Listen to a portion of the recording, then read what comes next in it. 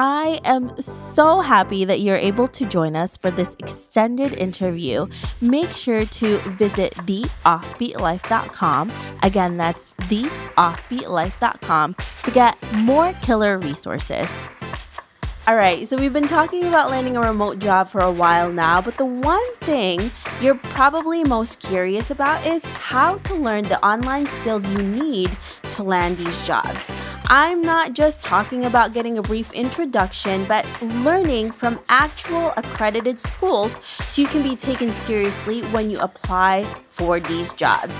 You've been waiting for a while, and I'm really sorry about that, but I have finally created a whole page listing the best courses to take, from teaching English online to becoming a freelance writer and so much more, all from trusted sources that will get you that remote job. So if you're ready and serious to take the next step, then visit theoffbeatlife.com/learn online skills to get started. Again, you can visit theoffbeatlife.com/learn online skills to get started. Hey everyone, thank you so much for being here for this extended interview with Chris, where he's going to share with us how to automate and delegate to free up more of your time. Hey Chris, how are you? Great, Debbie. How are you doing? I am wonderful. Thank you so much again for being here. Before we get to all of your tips and tricks, can you tell us about you and why you live an offbeat life? Yes, so I live an offbeat life, and this is going to be different than my first offbeat life because I like this answer. But like we talked about on the last one, I'm very impulsive and I kind of change my mind a lot of things. So in terms of offbeat life, I love the definition of an entrepreneur where you can do anything, you can do whatever you want, whenever you want, with whomever you want, and that's my idea of the offbeat life, because a lot of people unfortunately can't do that. They have to work a job that they don't like, to pay for bills, to service the debt on things that they bought to impress people that they don't even really care about, right? So just living that offbeat life and thinking differently allows you the freedom and flexibility to really live life on your own terms. So that's why I love to live an offbeat life. Love that. And obviously, Chris has been able to do this by doing real estate remotely. And you have been able to do all of these things because you are able to automate and delegate. That's why you can have more of this type of freedom. So can you tell us a little bit more about that? What does it mean to automate and delegate? What is that, Chris? That's a great question. I know it's something that a lot of people never think about. You know, when I worked in corporate, I never had to worry about this. I'm like, I go to work, I do what they tell me, they give me a paycheck, that's it. But when you quit and you're doing your own thing, your biggest constraint, a lot of people think their biggest constraint is money, but really it's time. And how do you multiply time? That's through automation and from delegation, having a few virtual assistants, things like that. And so you really got to start figuring out, okay, first, what is my business or my idea? Like, what are the things that I do? Once you figure that out, chances are you're doing 10 or 15 steps repeatedly. It's a pretty repetitive process. So the next step is like, how do I get rid of some of these things? Like, am I sending this manual email that could be a template? That's an example, right? I send this email every time I get a client. I'm sitting here typing it out for 5 minutes. The next time, just save that as a template and boom. 5 minutes times 5 times a week, you're starting to really stack up time, right? And maybe you save an hour over there using like a Zapier integration to connect different softwares, right? There's a lot of different things. So I don't want to like confuse people or just say, you have to do this or you have to do that. Automation, just plain and simple, is using like Calendly for scheduling. Here's my link, schedule a time. We don't have to go back and forth 15 times to schedule a call. You just sign up on here and I just did it in 5 seconds.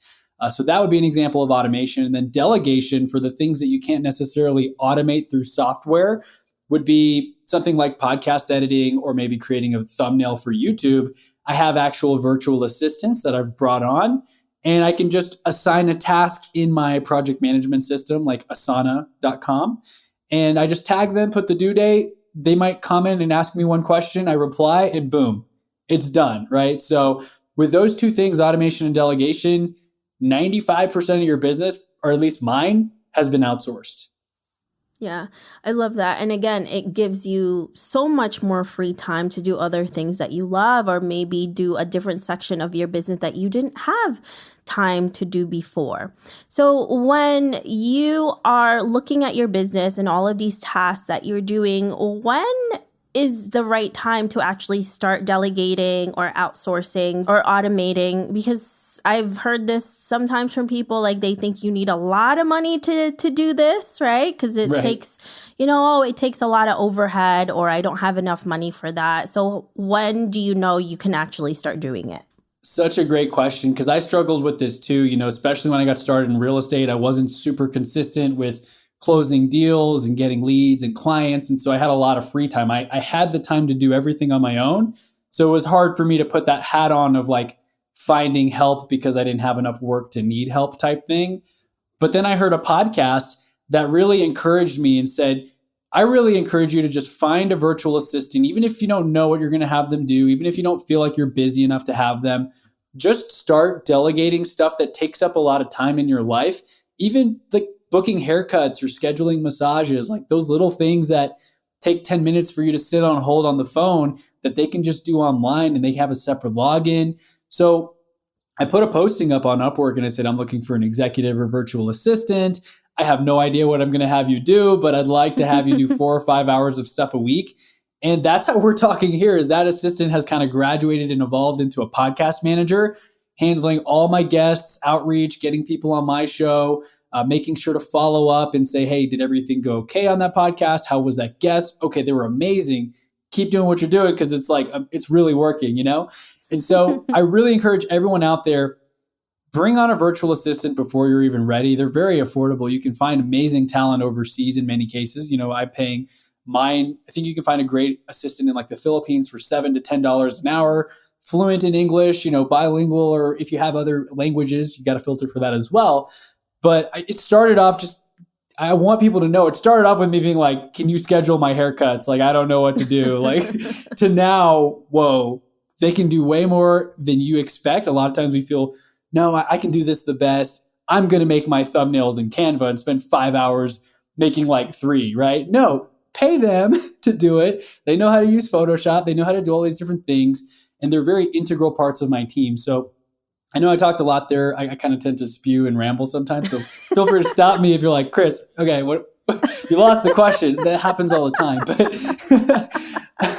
high energy, cup of coffee, I'm like, yes, okay, yeah. You're like, that makes sense. Yeah, that makes sense. No, it does make sense, because that's actually what I've been able to do with my assistants, and it's really great, because now with my podcast, like pretty much 100%, well, not 100, like 95, because I still have to do the interview, is all outsourced to my people, to my team, and now I'm able to focus on my website, right? So this is another thing that we're trying to tackle. And before, I had no time for this, because as you know, Chris, podcasting takes a lot of time and energy, and a website also takes a lot of time and energy. And it was just too much for me before. It was a lot of work on both ends, and I just couldn't concentrate on both of them at the same time. So I needed to prioritize. But when you have other people, when you have a whole team, you don't need to prioritize anything, because you can prioritize them all as long as you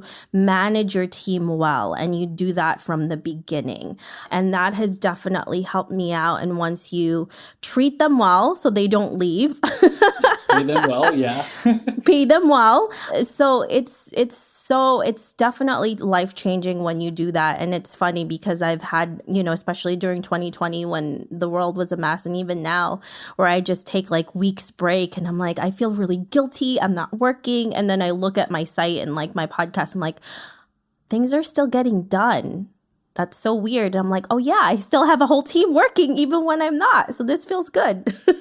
100%. I love it. And when you take care of them and you pay them well and you pay them on time, don't take 2 weeks to pay them. Like if the invoice comes in, I stop everything and pay them right away, because I'm like, they're doing stuff. I'm paying them once a month and they've done all this work all month. The least I can do is pay them as quickly as possible. And again, it's like, I think my last invoice for all my VAs, I've got 3 different virtual assistants, was maybe $560. I would do that every day of the week. It's like, that's not very high overhead in order to buy myself 30 hours of time, probably a month. And sometimes they may take an hour to do something that would take me 3 hours to do, right? My Canva thumbnail, it would be very terrible and I would spend way too much time on it versus just having the VA who charges $5 per thumbnail and lets me make 1 or 2 change requests, right? So it's so powerful what can happen when you buy yourself time back. Like for you, you now have the time to focus your energy and resources on making your website amazing and like making any updates or changes in the copy, because you're not in the weeds of, I got to schedule this podcast, I got to send this email, right? You freed all that off. You got all that off of your plate, and now you get to focus on your big picture thing right now. Yeah, it's pretty incredible too. And going back to like treating them well, paying them on time. When I think about that, I think about like how I want my clients to treat me. Do I want to be running around and like, hey, where's my money? We don't like it when that happens to us. So we don't want that for us to do to our assistant, for people who work for us, because if they're doing good work and you just need to treat them as a valuable part of your team, because honestly, without them, I would be a complete mess, because this is just too much work otherwise. Totally agree. This is too much. I have one example I could share too that kind of ties in automation and delegation if you think that'll be helpful. Yeah, absolutely. Cool. So like a personal example on my podcast, and I'm sure yours is similar if you've got like booking software and stuff. And again, I've delegated so much that I didn't even know if it was like a booking link or what, because my assistant handled that for me. But the way I automate and delegate is like, hey, I delegated to her to find great guests for my show and get me on podcasts. So she handles that entire email address, and occasionally she'll copy me or if there's something that I need to reply with or whatever, but she handles 98% of that whole process. Mm-hmm. And in terms of the automation, so that's the delegation example. The automation piece is she'll send my Calendly link to them. Yeah. So that they can fill in the 10 fields of, please provide your bio, like, do you have a YouTube channel? What's your Instagram handle? So she's not having to even ask those questions. She sends the link, they fill it in, they schedule a time. She doesn't even have to send reminder emails because it's all automated through that software. And so she can focus on the emails, the introductions, the connections with guests. And she's not even wasting time with the back and forth of, does this day work? Does that day work? What's your bio?